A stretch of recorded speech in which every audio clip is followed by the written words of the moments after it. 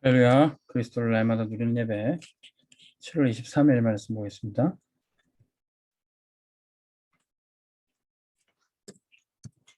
제목은 운명을 바꾸는 그날입니다. 28장 26절에서 31절 오순절의 언약을 말씀하시면서 운명을 바꾸는 그날 그 세 절기의 축복을 누리라고 하셨습니다. 말씀을 집중할 때 우리가 발견하는 응답이 있습니다.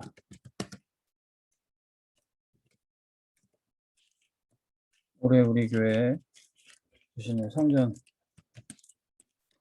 봉헌의 말씀을 주셨는데 그 말씀을 집중할수록 우리는 응답받게 되어 있습니다. 올해 우리 교단의 원단 메시지를 주신 237 치유 서밋에 응답을 주신다고 약속하셨습니다. 237 세계복음 학교에서는 5천 종족을 살려라. 5천 종족. 복음이 들어가지 못한 그 빈 곳을 살려라. 이 말씀을 주셨습니다. 그런데 우리가 세계복음을 하고 이 237 5천 종족에 가기 위해서는 제자가 필요합니다. 그래서 제자를 키워야 되는데 우리 후대 렘넌트들을 키워야 되는 거죠. 여기에 필요한 빛의 경제로 헌금이 필요하다는 것을 말씀 집중하게 되면 알게 돼요. 성전 봉헌을 위한 헌금, 237을 살리기 위한 렘넌트와 제자를 키우기 위한 헌금이 필요하다는 거죠. 스피노자라는 철학자는 내일 지구의 종말이 와도 나는 오늘 사과나무를 심겠다. 전도와 선교를 모르는 사람들은 내일 내게 죽음이 와도 오늘 해야 될 미션을 붙잡는 것을 봅니다. 우리는 한 하루를 살아도 복음 위에 살고 또 내일 내 생이 끝난다 할지라도 오늘 우리에게 맡겨진 세계복음화를 위해서 제자를 키우고 렘넌트를 키우고 우리의 모든 것을 바칠 수가 있습니다. 어떻게 그렇게 할 수 있습니까? 말씀에 집중하니까 하나님의 관심이 사실 하나님의 초점이 보여요. 하나님이 뭘 보시는가? 하나님의 시선을 알게 됩니다. 하나님은 이스라엘 백성들을 구원하시고 광야에서부터 피제사들에게 그 제사들을 지금 성막에 초점을 맞추게 했습니다. 그리고 성전을 세우기를 원하셨어요.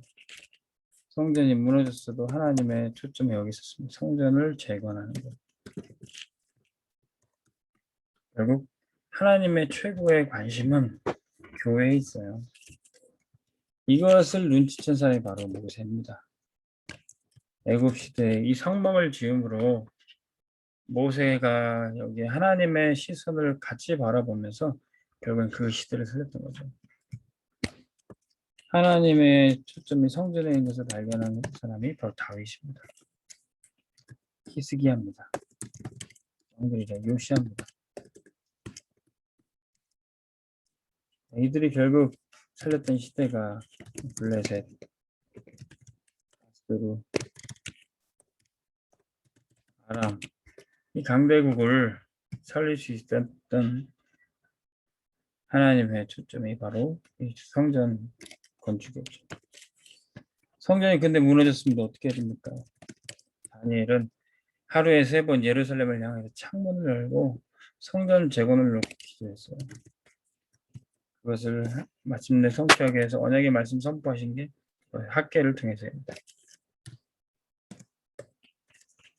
결국 바벨론, 페르시아, 바사 시대를 이들을 통해서 살렸던 겁니다. 초대교회는 어땠습니까? 초대교회는 로마에 속국된 그 시대에도 이 하나님의 시선에 초점을 맞춰서 은혜를 받았던 거죠. 자, 왜 교회가 필요합니까? 왜 성전이 필요합니까? 어떤 사람들은 교회의 가치를 알지 못해서 왜 교회가 이렇게 많냐? 그런 알지 못하는 소리를 하고 있죠. 전 세계에 재앙이 닥치고 있어요. 세계적 재앙이 닥치고 있습니다.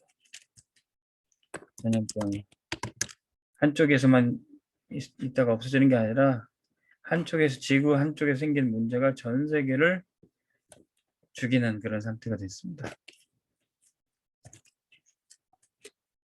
근데 눈에 보이지 않게 사단이 우상을 만들고 흑암 문화를 만들어서 이제는 전 세계가 하나로 통용돼서 세계적인 재앙이 일어나고 있어요.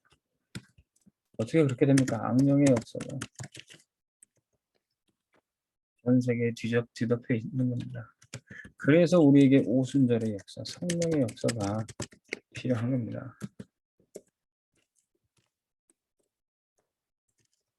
오순절 날이 이미 이름에 초대교회는 이 하나님의 역사까지 오순절의 성령의 역사를 체험해서 전 세계에 뒤덮여 있는 이 악령의 역사를 막기에 시공간을 초월하는 그런 응답을 받았던 거죠. 우리도 전 세계적으로 재앙이 닥치는 이 시대에 운명을 바꾸는 응답을 어떻게 누릴 수 있습니까? 첫 번째, 6월절의 축복. 옛 운명에서 빠져나와야 돼요. 이스라엘 백성들이 어떻게 그 운명에서 빠져나왔습니까? 10가지 기적을 통해서 6월절의 어린 양의 피를 바람에 나오게 됐어요. 앞에 막혀있던 홍해바다가 갈라지고 빠져나오게 된 겁니다. 광야의 그 험난한 길도 구름기둥과 불기둥으로 인도해 가신 겁니다. 광야에서 가장 중요한 하나님의 시선, 하나님의 초점, 속막을 만들려고 했어요. 그래서 언약궤를 만들고 언약궤가 가는 곳마다 말씀 따라갔던 겁니다. 이제는 운명에서 빠져나왔기 때문에 더 이상 먹고 살 걱정하고 염려할 필요 없이 만나와 메추라기를 보내서라도 먹이고 입히시는 겁니다. 운명에서 완전히 빠져나온 거예요. 두 번째, 오순절의 축복은 뭡니까? 이제 하나님의 백성으로 새 운명 속으로 들어가는 거예요. 6월절에 어린 양 대신 그리스도께 십자가에 죽으셔 다 이루셨어요. 그리고 오순절 성령님이 임하실 때까지 기도하고 있으라. 그러면 땅끝까지 증인될 것이다. 왜 하나님이 이스라엘 백성들이 광야에서 제사 드리고 하나님께 예물을 드리라고 했습니까? 예배 속에서 또 하나님께 모든 걸 바쳐도 하나님이 책임지시는 인생 살 수밖에 없는 것을 증거로 주시는 겁니다.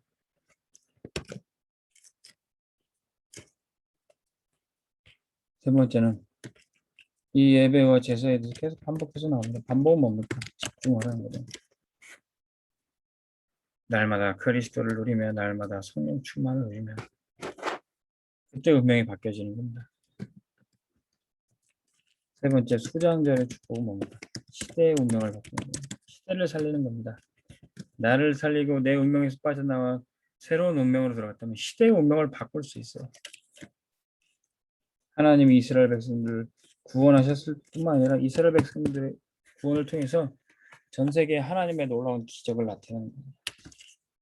절대 불가능했던 일들이 하나님의 인도하심으로 절대 가능해지는 거예요.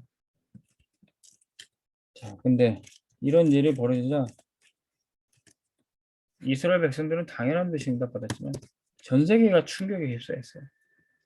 라합의 고백을 통해서 여리고의 모든 거민들이 간담이 녹았다고 할 정도로 이스라엘 백성들을 하나님 구원하시는 것을 보고 그 주변의 민족들이 충격을 받았던 겁니다. 하나님의 살아계심이 만방에 열방에 드러나겠다. 그게 바로 세계화입니다. 복음 때문에 전 세계가 충격받는 것, 그게 바로 세계의 복음입니다.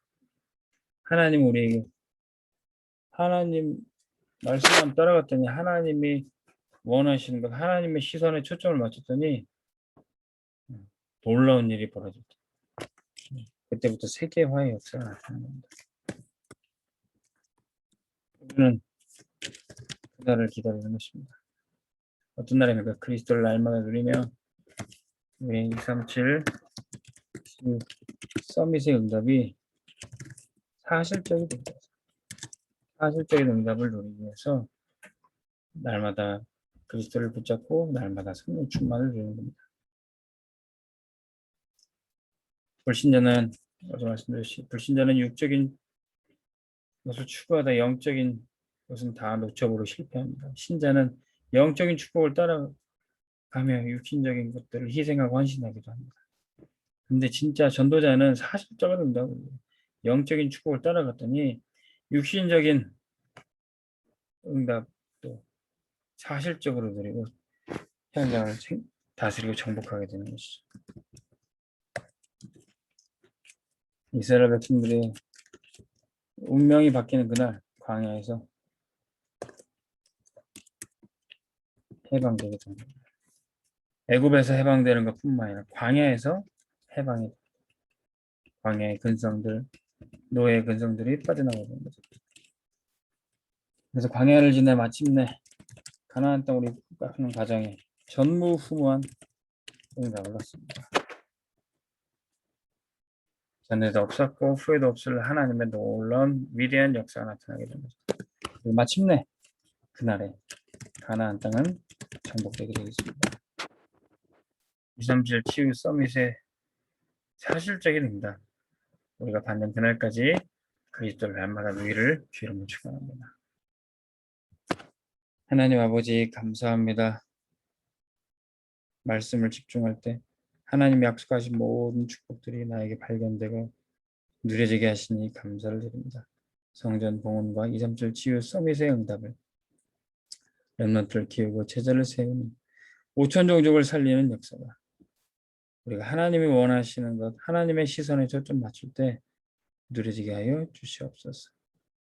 그리스도를 날마다 누리기 원합니다. 성령 충만을 날마다 누리기를 원합니다.